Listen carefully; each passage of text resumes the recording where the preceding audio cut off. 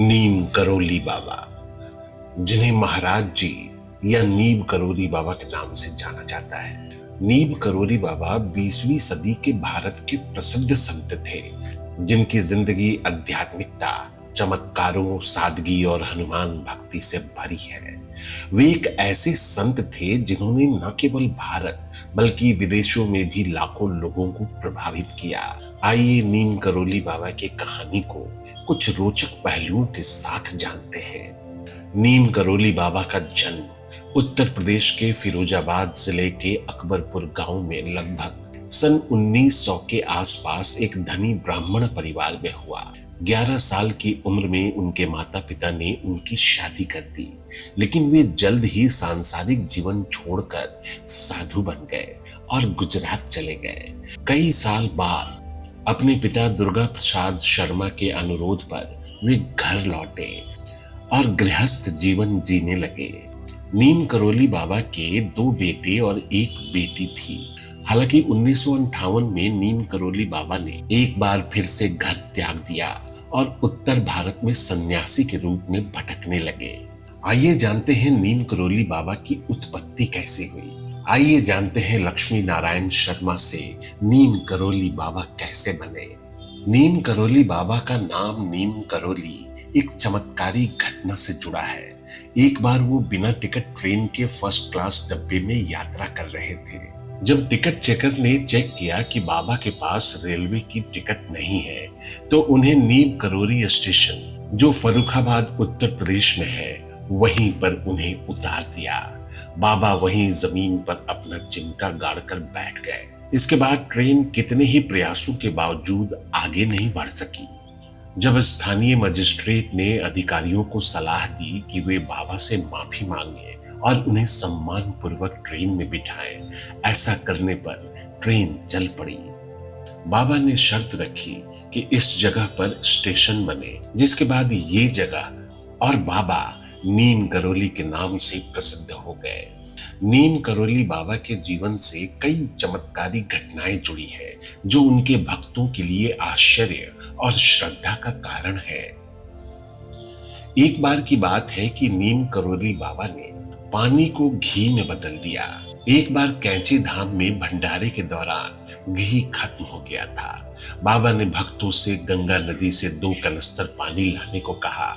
जब वह पानी कढ़ाई में डाला गया तो वह घी में बदल गया और उससे पूड़ियां तली गईं। बाबा के जीवन में दूसरी चमत्कारिक घटना है एक बुलेट प्रूफ कंबल।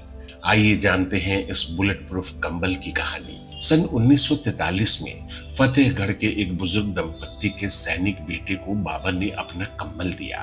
वह सैनिक जापानी दुश्मनों से रात भर लड़ता रहा और सुरक्षित बच गया। भक्त इसे बाबा के कंबल का चमत्कार मानते हैं। बाबा नीम करोली पर एलएसडी का प्रभाव न होना। सन 1960 और 70 के दशक में उनके शिष्य रामदास ने उन्हें एलएसडी की गोलियां दी थी, लेकिन बाबा पर इसका कोई असर नहीं हुआ। बाबा ने इस चमत्कार से रामदास को यह सिखाया कि सच्ची आध्यात्मिकता भौतिक चीजों से परे है। बाबा का एक और चमत्कार, एक समय में कई जगहों पर दर्शन देना। भक्तों का ऐसा मानना है कि बाबा एक ही समय में अलग अलग स्थानों पर प्रकट हो सकते थे। मिसाल के तौर पर वे कैंची धाम में थे और उसी समय वृंदावन में भक्तों ने उन्हें देखा था। बाबा नीम करोली का हनुमान जी से गहरा नाता है। बाबा हनुमान जी के परम भक्त थे और भक्त उन्हें हनुमान का अवतार मानते हैं। बाबा ने पूरे भारत में 108 हनुमान मंदिर बनवाए। एक बार एक भक्त ने बाबा से हनुमान चालीसा की व्याख्या पूछी। बाबा ने हंसते हुए कहा, मैं क्या बताऊं, हनुमान जी खुद यहाँ हैं। और उसी क्षण भक्त को हनुमान जी के दर्शन हुए। आइए जानते हैं कैंची धाम एक पवित्र स्थल कैसे बना।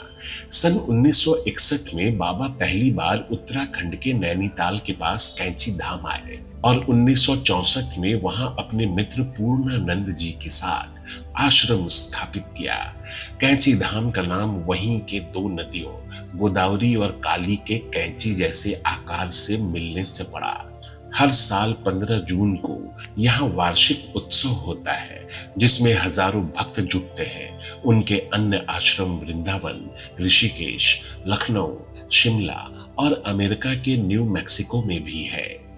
कैंची धाम में भंडारे की एक मशहूर कहानी है।